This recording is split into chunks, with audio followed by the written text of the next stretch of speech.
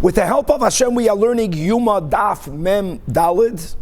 We left off on Daf Mem Gimel Amid Beis. We are learning about the prohibition that no one is allowed to occupy the Heichal while the Ketoides is being burnt. That's a pasuk that we're going to read out in Parshas Achrei Mois. And as we will be learning, no one is allowed to occupy the Heichal. That's Midoraisa. The Chachamim added at times also the area Bein Ulam La Mizbeach. We will also see that the pasuk is really speaking about during the time that the Ketoides is being offered.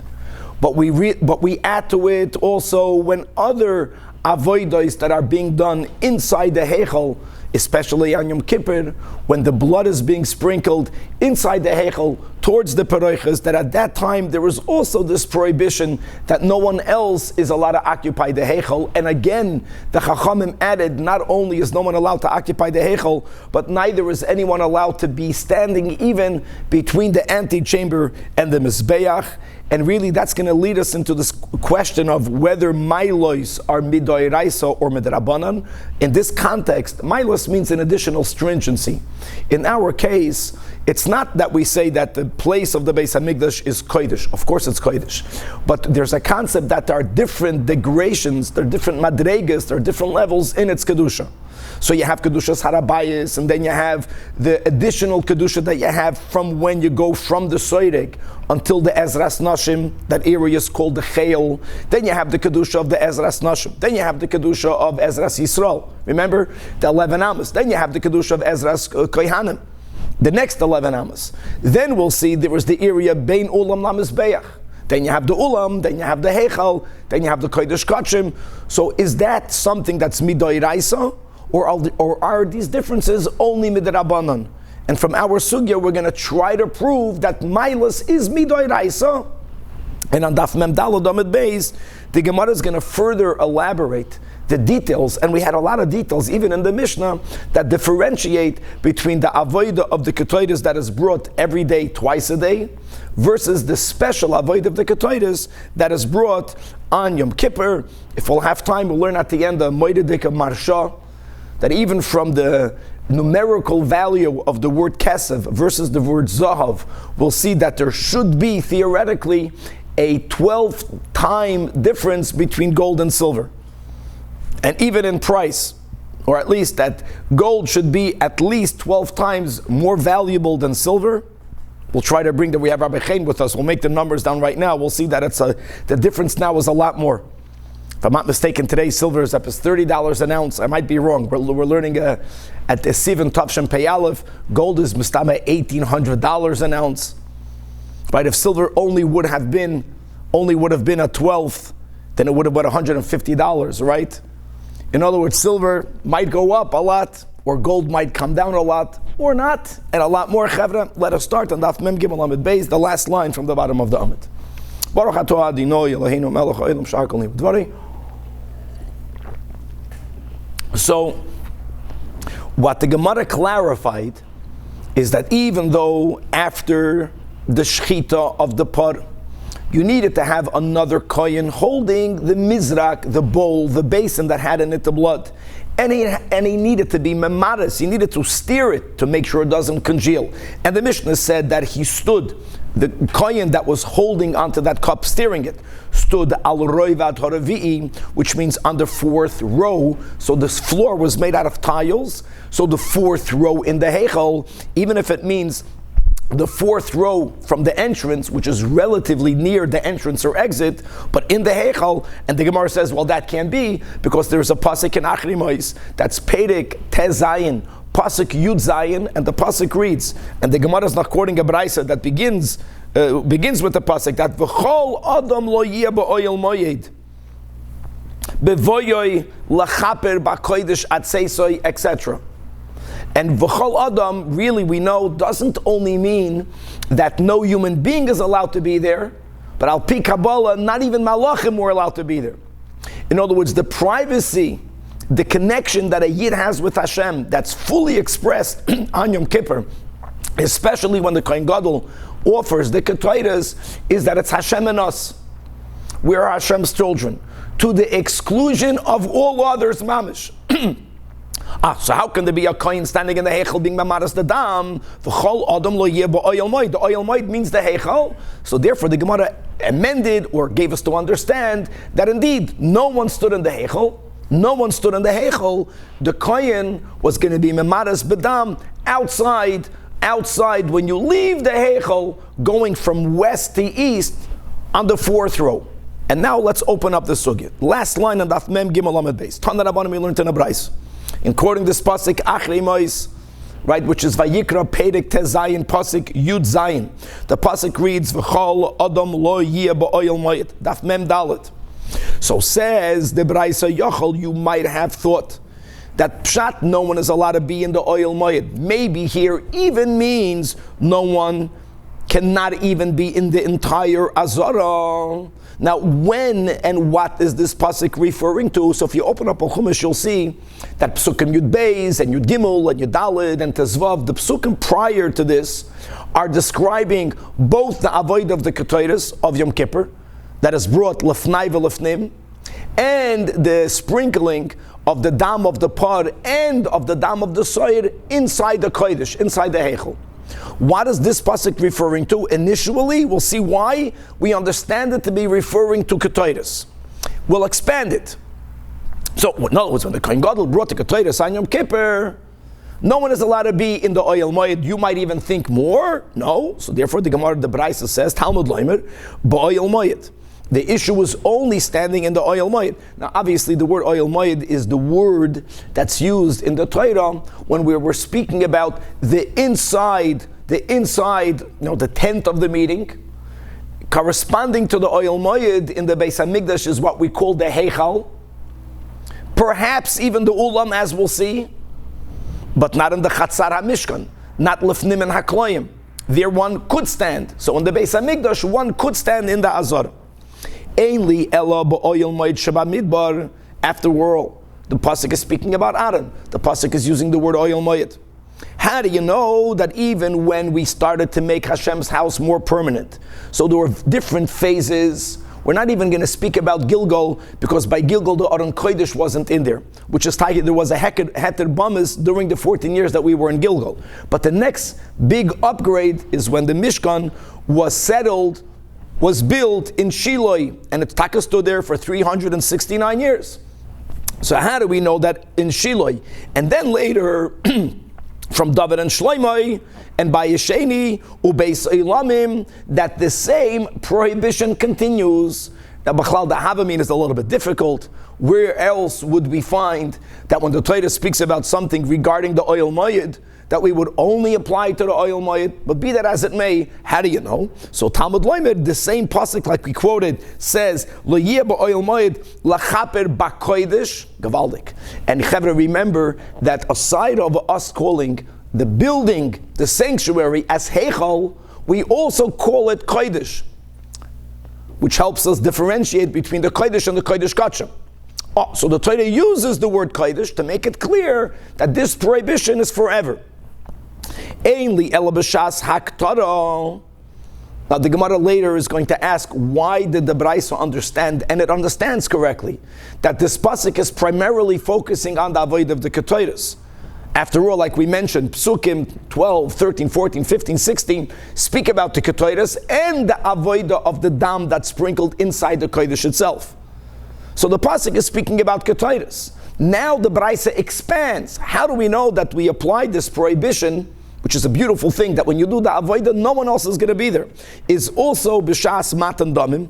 Matan damim, let's begin, is when the Kohen Gadol brings the blood into the Holy of Holies. That's how we are beginning. The ketores is in the Holy of Holies. How do we know that when he then brings the dam hapar in the kodesh kachim? Achas l'mayla v'sheva l'mata, towards the covering, and then when he comes back in with the dam hasoyer, that during all of these steps, no one is allowed to be b'kodesh. Talmud Leimer, the pasuk continues, b'voyoy l'chaper, which is completely extra. L'chaper, in other words, these steps also bring about atonement. Einli ela b'chnisasei. How do you know that these prohibitions continue until the Kohen Gadol, right, has completed his egg dish of the Kodesh Kachim? that the heichel remains off limits. Oh, Talmud Loimer, that's why the pasuk concludes, Ad Seisoi. Now the Braisa continues quoting the pasuk when it says, V'chipar ba'adoi, u'ba'ad beisoi, u'ba'ad kol kahal Yisrael. So says the Braisa, that teaches us that kaparasoi koidemes lekaparas beisoi. In this Braisa, the word kapara l'choida refers to the vidui. Don't forget the Mishnah also called, remember, vidui is also a means through which we achieve kapara. And the Seder is first he kapara for himself. Then he does vidui for the sins of his household. And kaparas basically demonstrates like kaparas echava kohanim.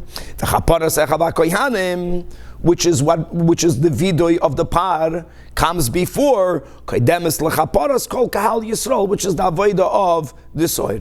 End of Braisa. Says the Gemara, Amar Mardam, the master taught us, Einli ela b'shas Torah. When you read the pasuk, you understand the pasuk only to be referring to the avodah of the ketores. Then the Braisa adds, how do we know that we extend it also to the avodah of the dam? Asks the Gemara, my mashma, why did you understand, and you understood correct, that the pasuk is really focusing on the avodah of the ketores? Maybe the pasuk is b'chlal not speaking about the ketores. Maybe the Braisa should go in the opposite direction. Don't forget the prior psukim speak about all three: the ketores and the kodesh kachim, the dam hapar and kodesh kachim, and the dam hasoid and kodesh kachim. So Amar Rava, v'chein Amar Rabbi Yitzchak bar Rav Dimi, v'chein Amar Rabbi Lazar. Since this pasuk says v'chipar ba'adoi, u'ba'ad beisoi, u'ba'ad kol kahal Yisrael, true that the Braisa just learned from the Seder Hadvarim that first vidui for him and then for everyone else, and then noch the vidui sheinoi al echav akoyanim am kodeshecha. But here, don't forget, the Gemara is focusing on the fact that the Torah speaks about kapara for everyone. Now the damim, the par brings about kapara for kohanim. The dam hasoir is for all the other yidden. Which one avoida lechatchila brings kapara for everyone together? Ezeu kapara sheshava lo yula beisa yula echav hakohanim ulachol kahal Yisrael. Have a oimer from the topics that are spoken out in psukim yud beis to tezvav. From the three ketores, dam par, dam soir, it's the ketores haketores. Okay, ze haktoras haketores. Very good. The Gemara asks, well, if the Torah is speaking about kapara and you're learning it from v'chiper u'ketoires mechaperes, says the Gemara, yeah. And where do we find that? Tani, Rabbi Chananya, that lomabnu liketoires shemechaperes, from where shenemar, and this is from that which is recorded in Parshas Koirach after Koirach va'adasi were swallowed by the earth. And the Yidden turned and accused Moshe and Aaron that atem hamitem esam Hashem. And the Torah records that a terrible Magefa broke out. And the Yidden that brought the Ketores passed away. And Hashem wanted to show, like we learned Chumash Rashi, it's not the Ketores that brought about the death. Fakert, the Ketores is going to bring life. And Aaron took the pan of a Ketores and he walked amongst the people. The Torah records that.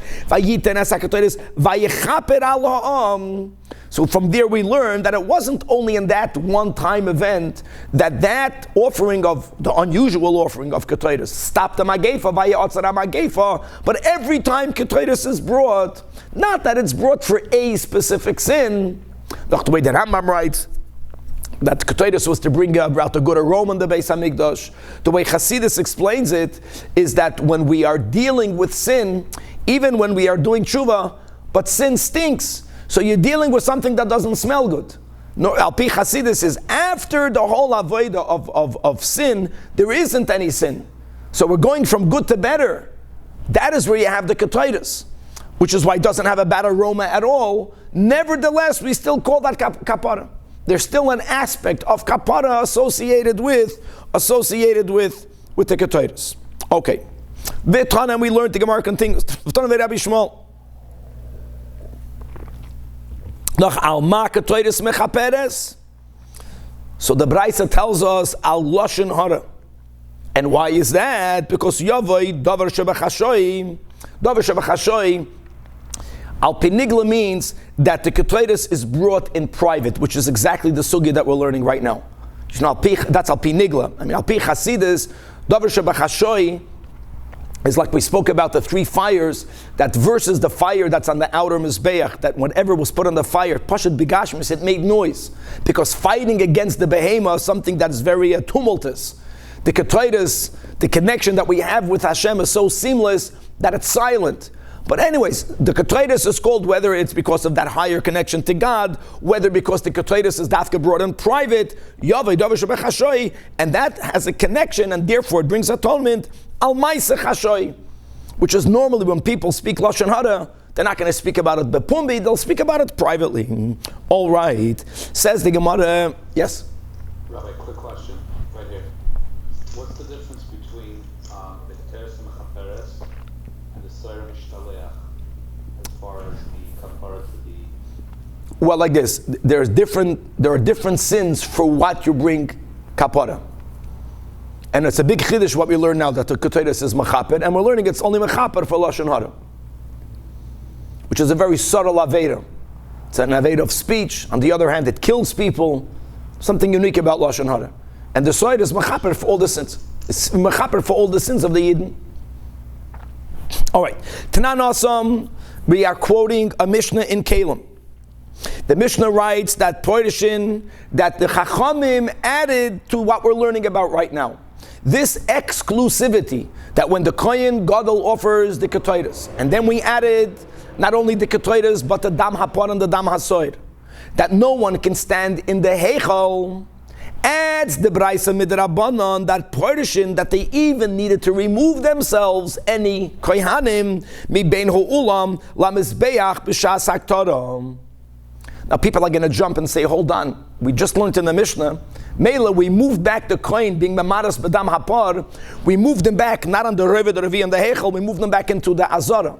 But the fourth row off the even if it's outside the Heichel, is still between the Mizbeach and the antechamber. So don't worry about it. But the Braisa is adding, the Mishnah is adding that Midrabanan, the concept of no one being there, doesn't only mean no one being in the Heichel. It means midrabanan, no one is allowed to be between the Mizbeach and the antechamber. Now comes along the Amoira Rebbe Lazar, and he says, aha, let me tell you what this refers to. Lo yishanu ella b'shas haktorah de Heichel. Chaver, it's gewaldig. And his statement is based on the following premise. Even though the pasuk that we mentioned is in the parsha of Achrei Mos, we're speaking about Yom Kippur. Rabbi Lazar understands that this concept of no one being allowed to be in the Heichel also biblically refers to every time the Kohen brought the Ketaitis in the Heichel. Every morning, every afternoon. And that Perisha, the concept of you are there by yourself, which is Midoiraisa, is tako also in the Heichel, Bakoidish.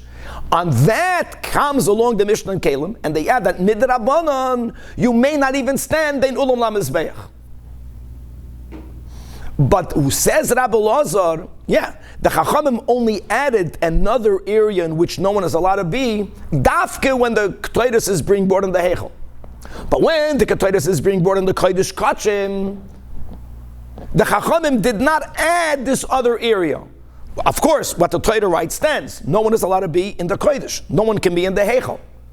But here on Yom Kippur, when he went lefnai v'lefnim, they didn't add, the Chachamim didn't add another area of Perisha. Kohanim are allowed to stand bein Ulam LaMizbeach, and indeed, as we learned in the Mishnah, the Kohen that was holding the Mizrak that had in it the Dam Hapar stood in between the Ulam and the Mizbeach. Aval b'shas haktorah de lefnai v'lefnim, which is on Yom Kippur, so the Din Torah obviously stands. Meheichel parshe, but mi bein Ulam Mizbeach like parshe.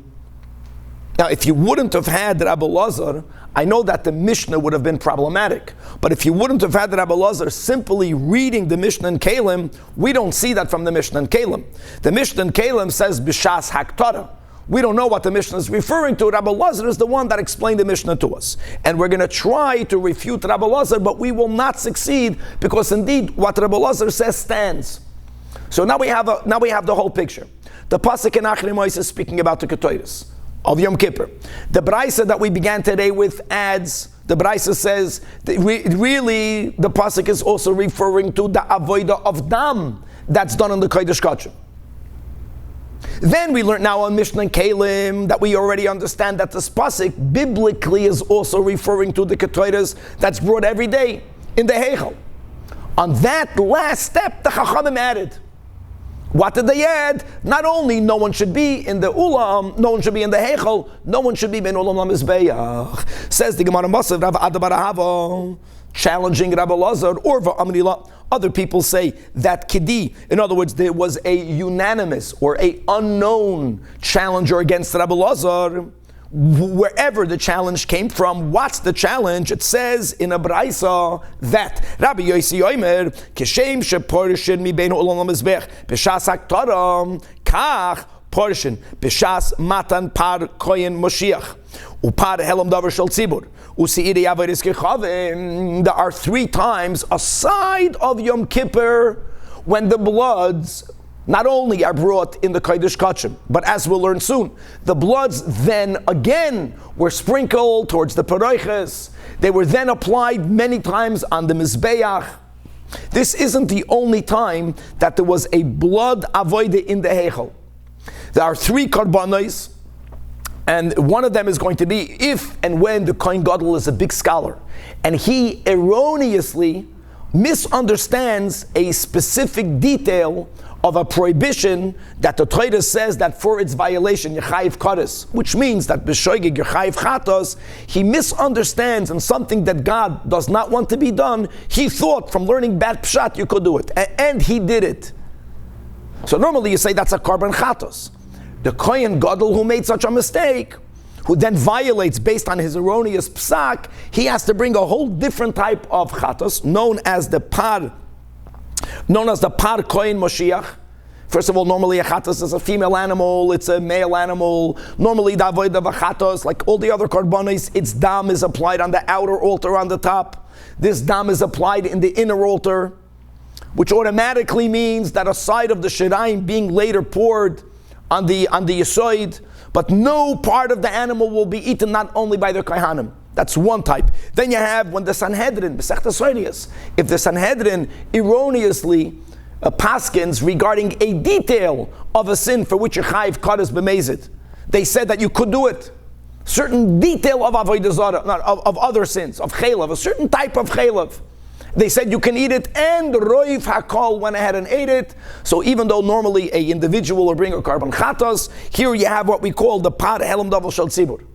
And then there is the specific, unique detail of it, that if their mistake was regarding any part of Avodah Zarah, then not only was an ox brought, but also a he-goat was brought. These are the 3 types of karbanos whose damim were applied inside the Heichel. So says this Braisa, says the Tana Rebbe Yossi, same concept, that just like we have this din of Perisha, when the Ketoides is brought every day in the Heichel, when the damim are offered from these 3 karbanos in the Heichel, we also have a din of Perisha.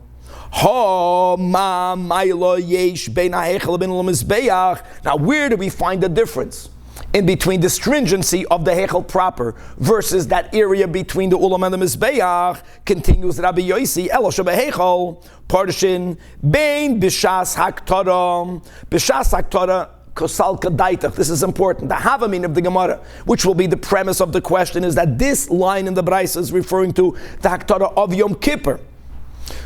Ubein Shaloi B'shas Haktara. Shaloi B'shas Haktara would mean, if the Haktara means the Haktara of Yom Kippur, Lefnai V'Lefnim, Shaloi B'shas Haktara would mean the par and the soid, Lefnai V'Lefnim. Umebein Ulam L'Mizbeach, Ein Parshin, Ela B'shas Haktara. Again, if Haktara is referring to the Haktara of Yom Kippur, Lefnai V'Lefnim, now we got ourselves a clear problem. What's if the Braisa means to tell you that B'shas Haktara, Lefnai V'Lefnim, not only do the Kahanim leave the Kodesh, the Heichel, but they also leave an Olam Mizbeach, that clearly goes against Rabbi Lazar. B'shas Haktara miya parshi, but during the Haktara, again, the premise is the Haktara here is about the Haktara of Yom Kippur in the Kodesh Kachim, and the Braisa is saying that they leave even the area ben Olam Mizbeach. Ma'ila b'shas Haktara l'fnai v'lefnim. Kash against Rabbi Lazar. Says no. The Haktara that the Braisa was speaking about in which there is a difference between the Heichel proper and the Ulam LaMizbeach is the Haktada that's brought every day, which is obviously brought in the Heichel. So if asks the Gemara, look, let's read inside the Rashi, right? More or less, a little bit under the middle of the narrow lines. Loi b'shas Haktada the Heichel. Ka'amar, that what? That when they would offer the Ktoiris in the Heichel, then not only would no one be in the Kodesh, that's the understanding of the Pasuk, but the Chachamim added also Parshim Mebein Ulam LaMizbeach.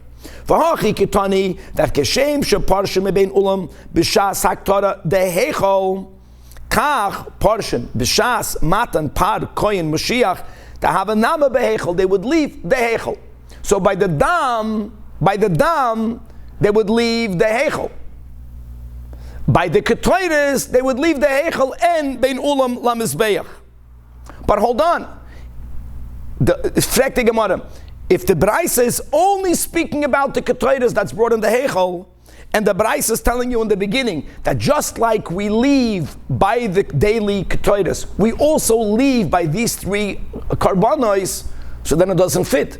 Because when they would bring the Ketores in the Heichel, then people wouldn't only leave the Heichel, Midrabanan, they would also leave in Ulam LaMizbeach. And if we're saying that these three Karbanos, the Avodas Damim, is like the Heichel Ketores, then L'chayre it would mean that they also leave in Ulam LaMizbeach. So so it's all the same. So they always leave Midraisa the Heichel, Midrabanan, even in Ulam LaMizbeach. V'su loy. Another question, aren't there any other differences? Ha'ika, which is, it's if the Braisa is not speaking about the Ketores Lefnai V'Lefnim, but let us now speak about it. Ha'maila, Ha'ika Ha'maila, the Ilam Ha'echel, Parshi, Bein B'Shas Haktada Didei, Bein B'Shas Haktada Lefnai V'Lefnim. As we are learning, when the Ketores is brought, whether it's brought in the Kodesh Kachim, whether it's brought in the Heichel, Kohanim always leave the Heichel. No one can be in the Heichel. But the Ilam Bein Ulam LaMizbeach, if Rabbi Lazar is correct, then Loi Parshi, Ela B'Shas Haktada the Heichel. The Braisa should have made that difference. Forget about speaking about Dam. The Braisa should have said, Rabbi Yosef should have says, the difference between Ulam LaMizbeach and the Heichel is regarding the Ketores. If the Ketores is brought Lefnai V'Lefnim, then the Kohanim only have to leave from the Heichel. If the Ketores is brought in the Heichel, not only do they leave from the Heichel, they also leave in Ulam LaMizbeach. Why didn't he mention it? L'chayre, because Rabbi Lazar is wrong. So the Gemara says, no. That's exactly the pshat in the Braisa. Ha ketani. That's the pshat over here, which is important. What we are saying now is exactly that when the dam is brought in the Heichel, the dam of the coin of Mashiach, Parsha Mashiach, Parelam Davar, the side of Avodah Zarah, whenever an Avodah is done in the Heichel, then Midrabanan, not all Midraisa, no one can be in the Heichel by the Ketores and the Damim. Midrabanan Taka, no one can even be Ben Ulam LaMizbeach.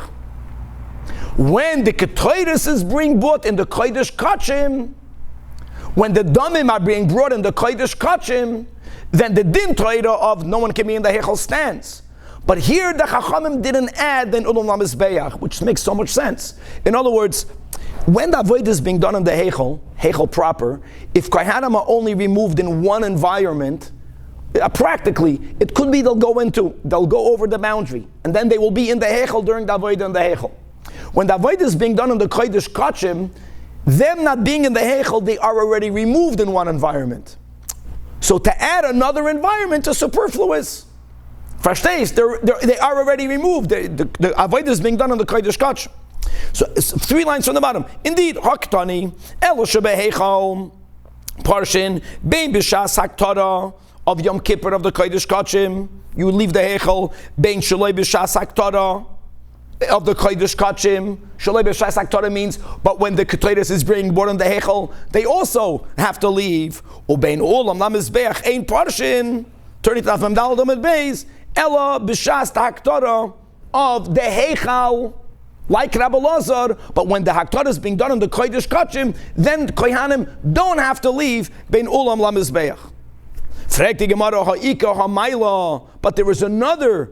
Okay, so first of all, Rabbi Lazar is not refuted, But the Gemara is asking, but there is another difference that the Braisa should have spoken about. If everything the Braisa is speaking about is the Ketairas, why don't we say the same thing by the Damim, which is what we're saying? Which is that when Dam is being brought in the Kodesh Kachim, they only have to stay out of the Heichel, which is the Pshat and the Pasuk. The Chachamim did not add Bein Ulam LaMizbeach. But when the Dam, the three examples of Rabbi Yossi, is being brought in the Heichel, not only can they not be in the, can no one else be in the Heichel, but Midrabanan, no one can be Bein Ulam LaMizbeach. Why didn't we mention the Prisha of the Damim? The Bryce is only speaking about the Ketairas. V'yikra Amaylo the Ilam Heichel, Parshi, Bein B'Kedusha Didei, Bein B'Kedusha L'Lefnai V'Lefnim. No matter where the dam is being brought, whether the dam is brought in the Heichel or even in the Kodesh Kachim, no one else can be in the Heichel. Only if the Avodas Damim is being done in the Heichel. But when the Avodas Damim is being done Lefnai V'Lefnim, then we only leave the Din Torah. No one can be in the Kodesh, but the Kohanim are allowed to be Bein Olam LaMizbeach.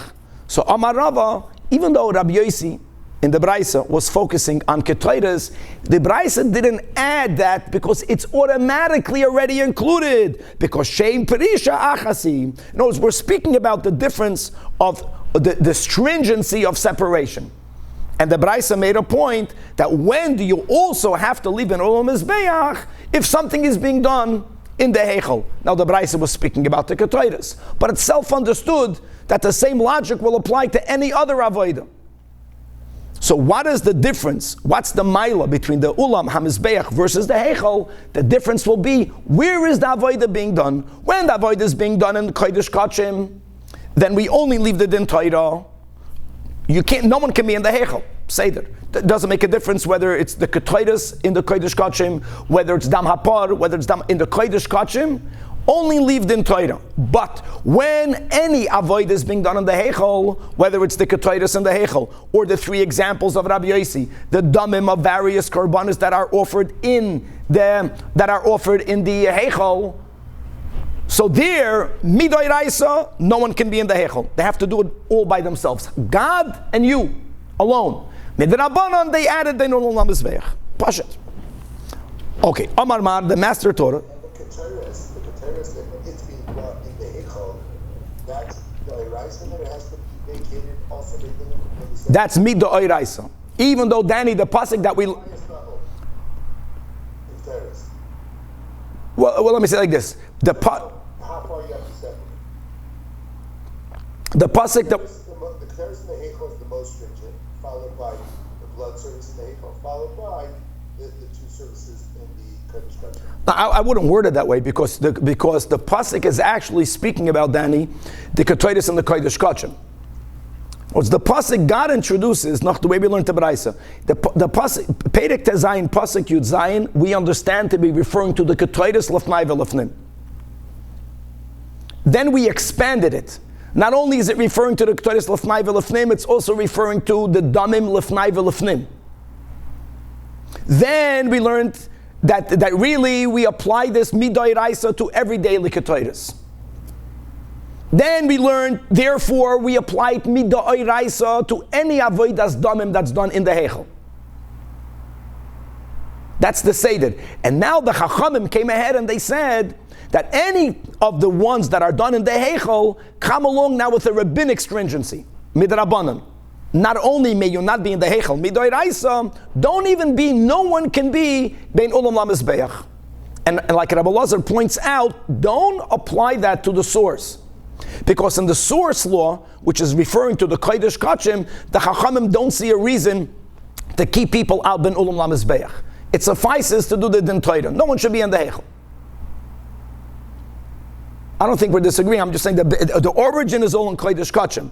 It's amazing how certain things were extended. The Ketairas itself that are in the Heichel, how the Din Torah can't stand Bein Olam LaMizbeach. No.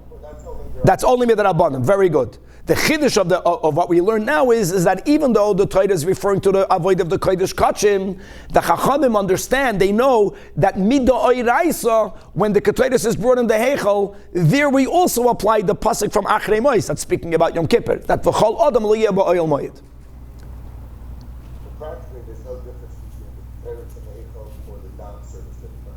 Mamish, that's the point. No difference. And there's one rule that the Chachamim added, but they only added if it's being done in the Heichel. The moment Avodah is being done in the Kodesh Kachim, the Chachamim did not add anything. So Amar Mar, Kach Porshin, now we're quoting Rabbi Yossi from the Braisa. Kach Porshin, B'shas Matan Kohen Moshiach, and Par Helam Dover, and the Siri Avodas Kichavim, and all of that we understand to be Midoi Raisa.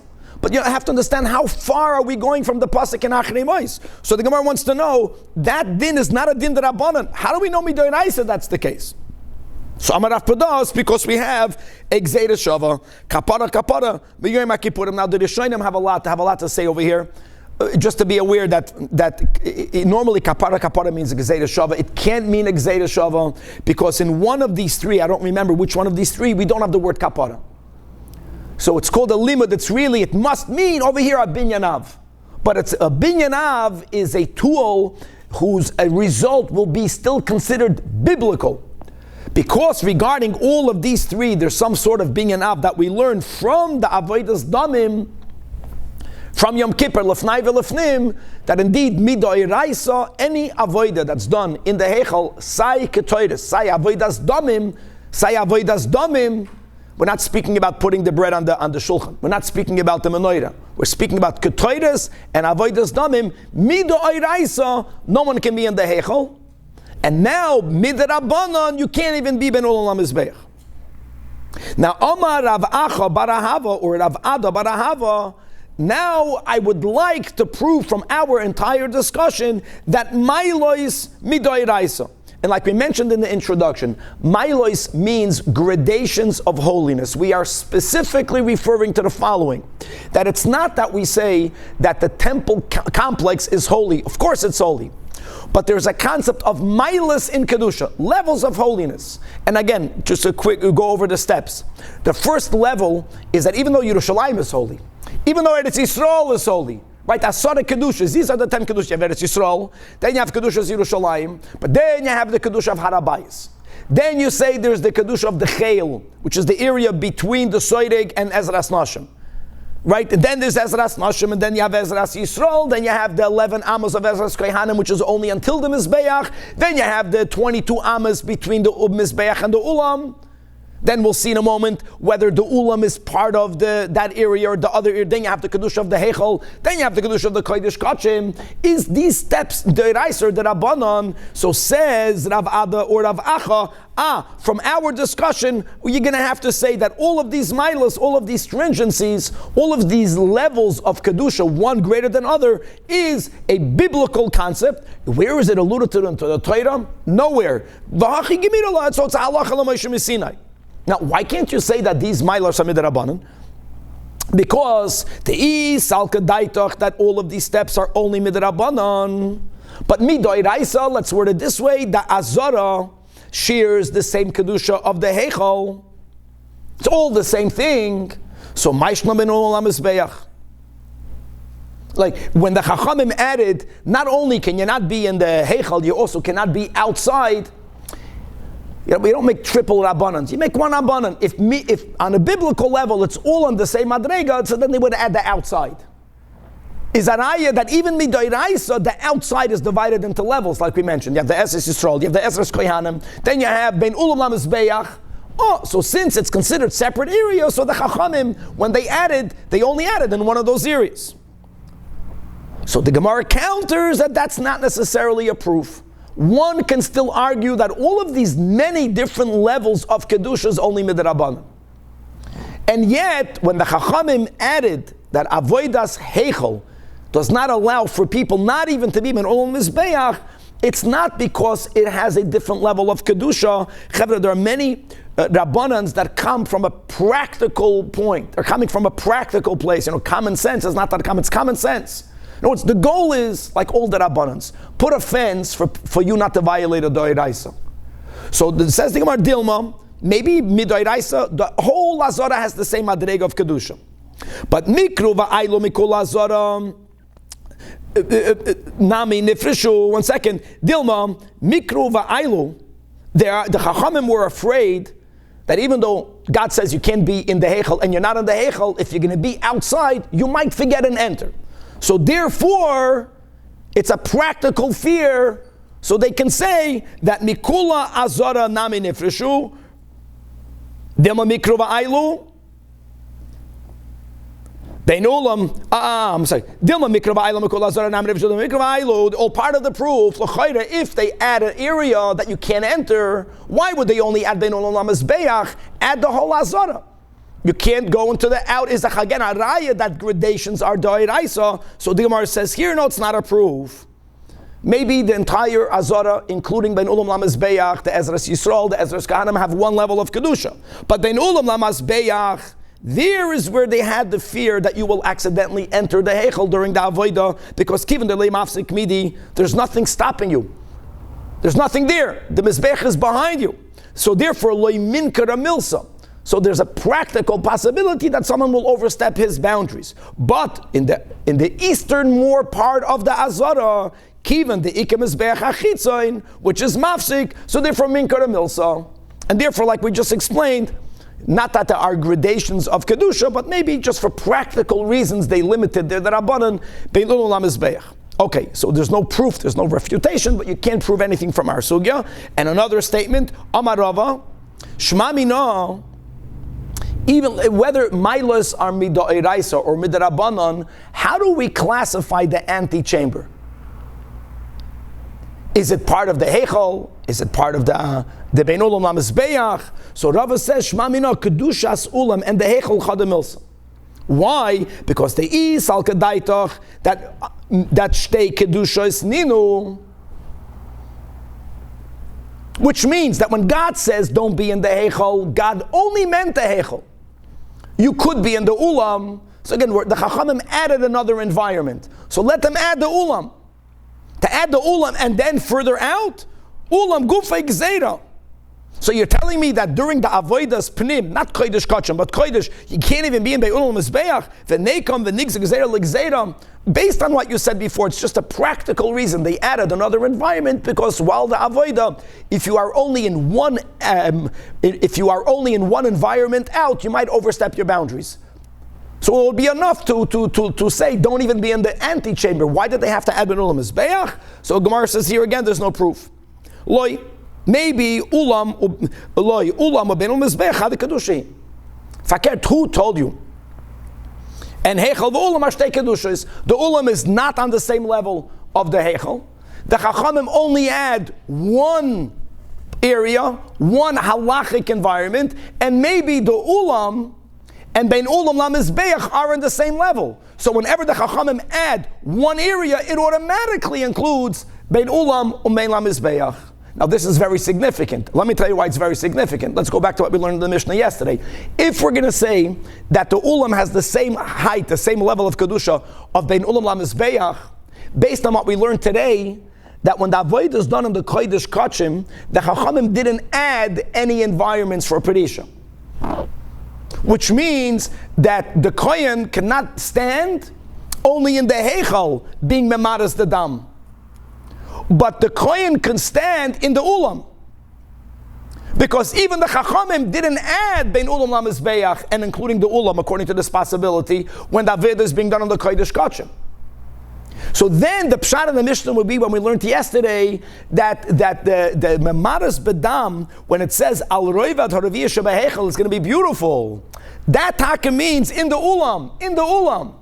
Remember we asked yesterday that according to many Rishonim, when the Kohen Gadol would then fill up the shovel of the coals, and then the Mishnah says, and he put it v'hinicha al roivad haravisha ba'azara.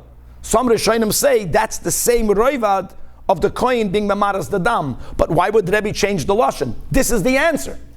If we don't know, it's inconclusive. But if the ulam is not on the same level of the kedusha of the heichal, then it's gavaldik. Then the kohen that was mamaras the dam was taka not standing in the heichal. That's against the din Torah, but he was standing in the antechamber. The shovel filled with red hot coals were put completely outside. That's why Rebbe changed the lashon. But that can only be the pshat if the ulam and the heichal are in separate kedushas. Now, if the ulam and the heichal have the same kedusha, then when Hashem says that v'chol adam Aliyah ba'oyel moed, it automatically means not to be in the ulam. Then the pshat in the Mishnah will have to be that the kohen that's mamadas the dam was taka standing outside in the area bein umul namazbeach. Okay, that concludes the sugya. Now the Gemara is going to go back to the many details that the Mishnah gave that differentiates between the daily avodah of the ketores versus the avodah of the ketores done on Yom Kippur. So, for example, b'chol yoim choyte b'shel kesev. So you needed to get the coals from the outer altar. The shovel that was used was a silver shovel. Then they would pour from the silver shovel on a golden shovel. But on Yom Kippur, when it comes to the ketores that's going to be offered, l'fnai v'l'fnim, the same golden shovel, you didn't transfer it. My Tama, why would you not use two shovels? Why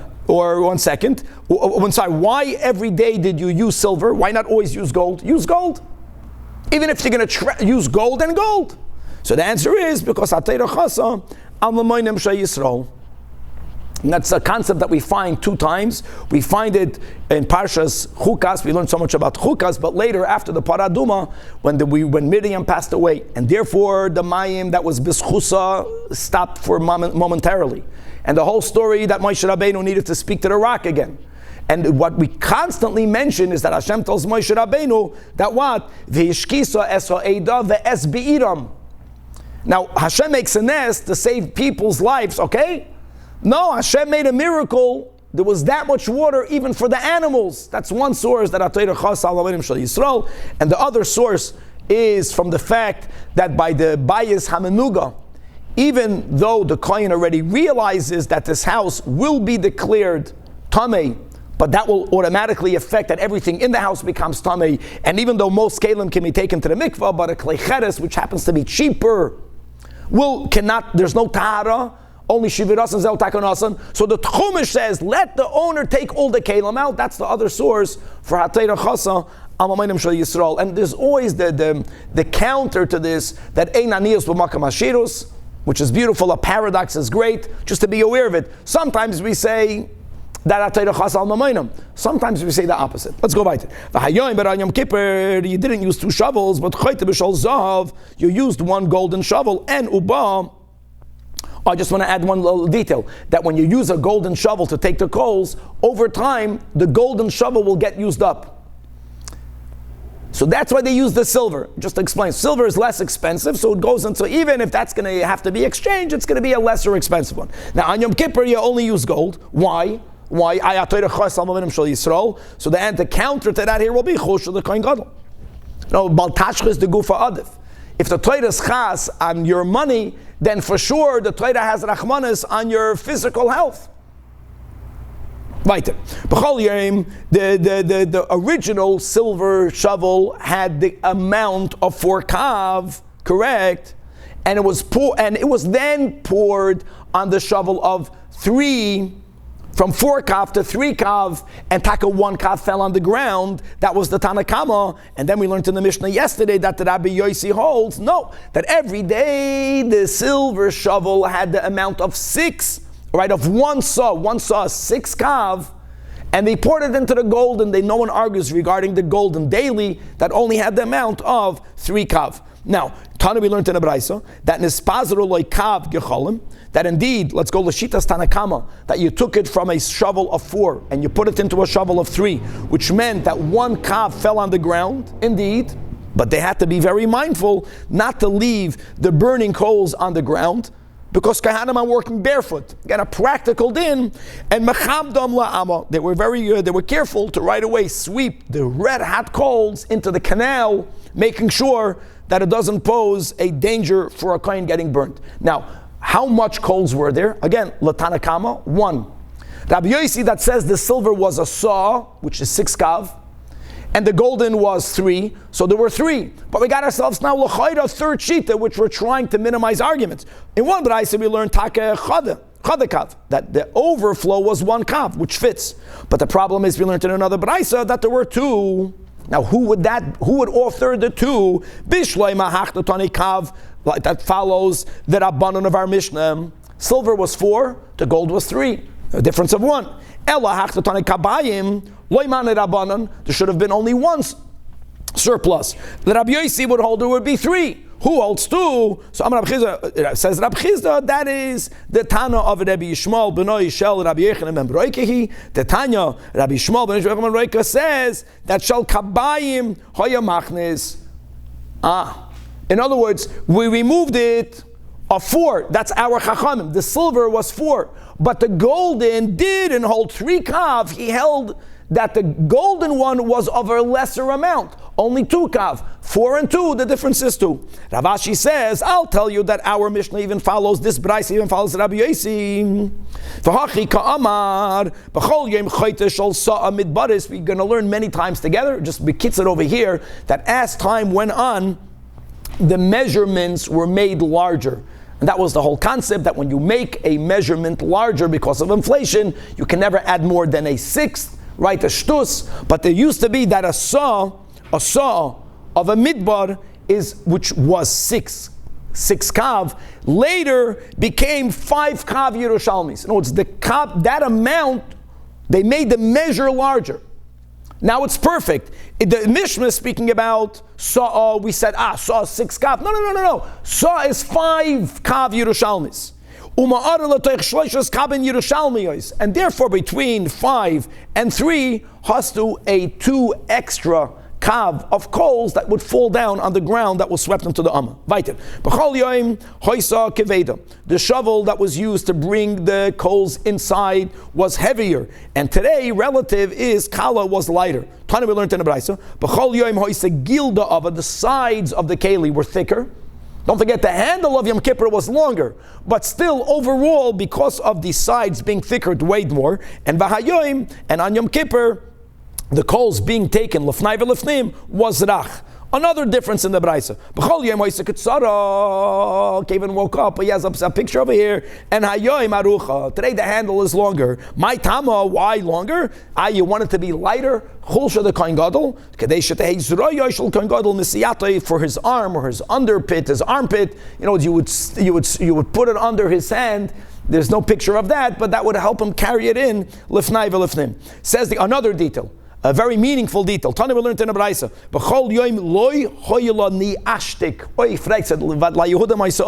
Rashi says ni'ashtik was a certain type of ring that was attached to the handle whose purpose was to make noise when you walk with it. And if you remember that it says in the Chumash regarding the me'il that had underneath it bells, because there is an inyan that v'nishma koiloi. On Yom Kippur, when the Kohen was wearing the Big Day Lavan, he wasn't wearing the Me'il, and no one heard the Kohen Gadol walking around. So he says like this, every day the Ketores handle, the handle of the shovel, of the coals, didn't have this bell, this ring. It was not needed, because you already had the V'nishma Koiloi. But Vahayoim on Yom Kippur, he's walking only the Big Day Lavan.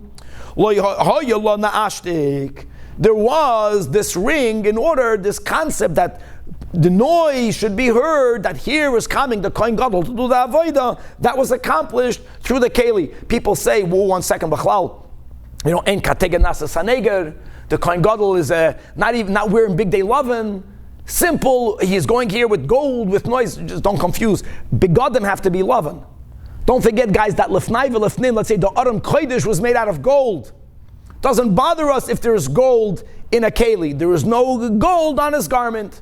But here it's a clay shaddis. On this clay shaddis, not only was it gold, but also it made noise. Let's go weiter. That b'chol yoyim hoyev zahava yorik. Every day the type of gold in which you put the coals that went in the heichal was yellow gold.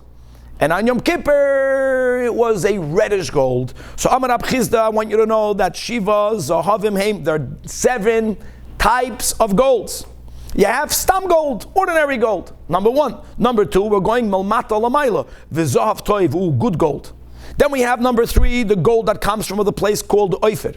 Then number 4, you have zahav mufaz. Mufaz means lustrous gold.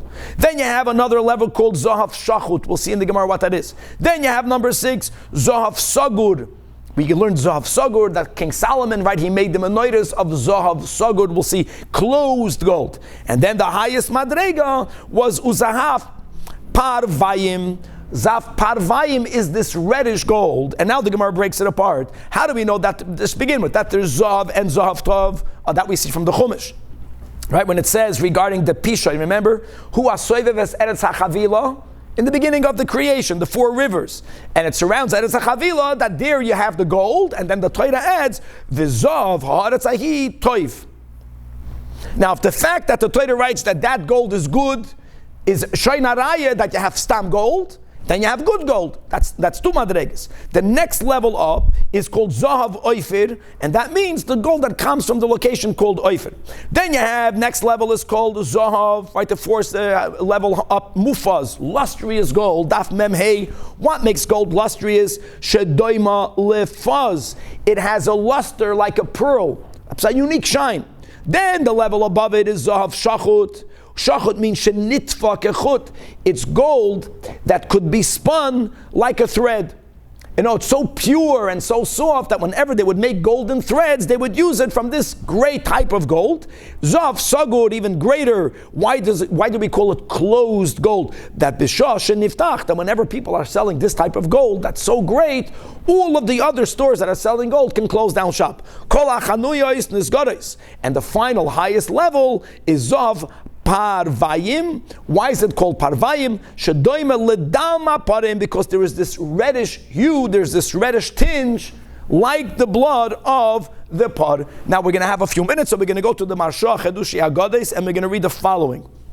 Koydem Kol says the Marsha, why are there 7 types of gold? Shiva minis of v'chulei, so kasvu atoisves, zohav toiv. Before it's Yerushalmi, that that the way you understand, the way you differentiate one level to the other is that whenever you put gold in a refinery and you further refine it, so there is the excess, there is what will be considered the psoilus. Once you get to these greater levels of gold, you can put it in a refinery and nothing, it's going to be pure. So says the Marshav and Nida Lefizeh, or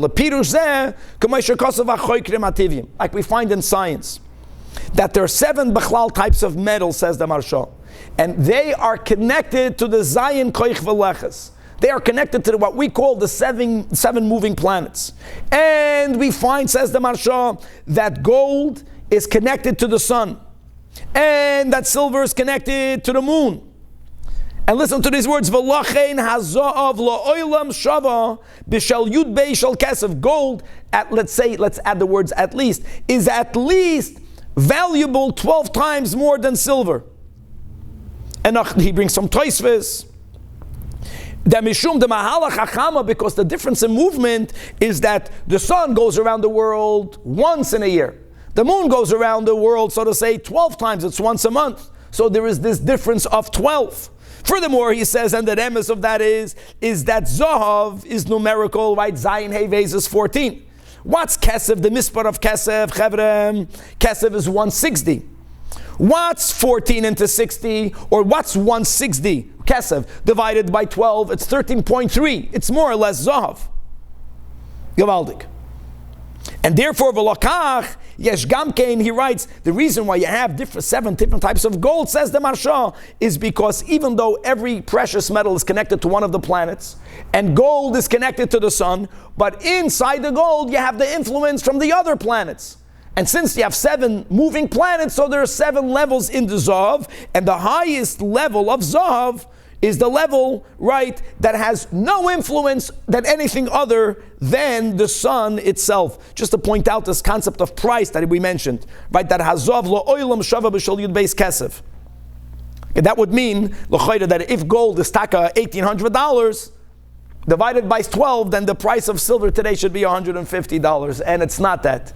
So many people from here would say, either buy silver, or quickly sell your gold because the price of gold is dropping. Or just learn Torah and don't buy commodities, and you'll have menuchas hanefesh. Everyone can follow their approach. God willing, to be continued.